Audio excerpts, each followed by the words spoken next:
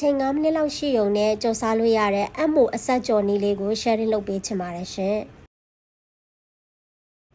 အမိုကြော်စားဖို့အတွက်ဆိုလို့ရှိရင်တော့အလွန်ရိုးရှင်းပါတယ်အမိုလိုပါမယ်စက်သွန်ဖြူငြုပ်သီးစိမ်းစားအနှဲငယ်ငပိအနှဲငယ်နဲ့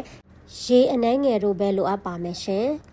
အမိုတွေကိုတော့အခုလိုမျိုးမလိုအပ်တဲ့အရင်ပိုင်းကိုလှီးဖြတ်လိုက်ပါမယ်ပြီးလို့ရှိရင်တော့တစ်ချောင်းချင်းစီအခုလိုမျိုးမှွာပေးထားပါမယ်ပြီးရင်တော့စက်သွန်ဖြူနဲ့ငြုပ်သီးစိမ်းကိုပြင်ဆင်ထားပါမယ်တစ်ဆက်ထဲမှာပဲအမိုအစိတ်တောက်ပြည်စီရန်အတွက်ကျွန်မစားလေးနဲ့ငယ်ထည့်ပြီးတော့မှရေလေးခဏစိမ်ထားပေးပါမယ်ပြီးရင်တော့စက်သွန်ဖြူနဲ့ငြုပ်သီးစိမ်းလေးကို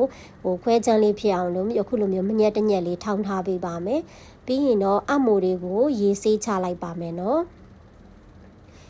ပြီးရင်တော့ကျမတို့စပြီးတော့မှကြော်ပါတော့မယ်စီအနှဲငယ်လေးထည့်ပါမယ်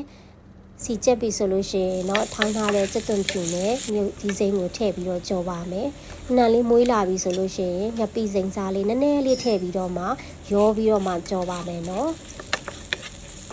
သူတို့တွေတေးချာလေးအနံ့လေးမွေးလာပြီဆိုလို့ရှိရင်တော့စေးထားတဲ့အမိုးတွေကိုရောထည့်ပြီးတော့မှကြော်လိုက်ပါမယ်ကျမကအယောင်လေးနည်းနည်းလေးလာစီအောင်အတွက်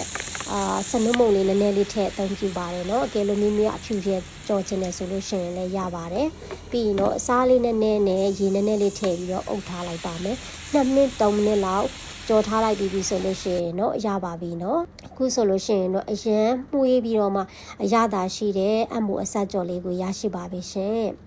အမိုအဆက်ကြော်လေးကိုဒီတိုင်းပဲစားထမင်းဖြူလေးနဲ့ပဲစားအရန်မစားကောင်းပါတယ်เนาะအချိန်9မိနစ်အတွင်းမှာကြော်စားလို့ရတဲ့အမိုလေးပါရှင်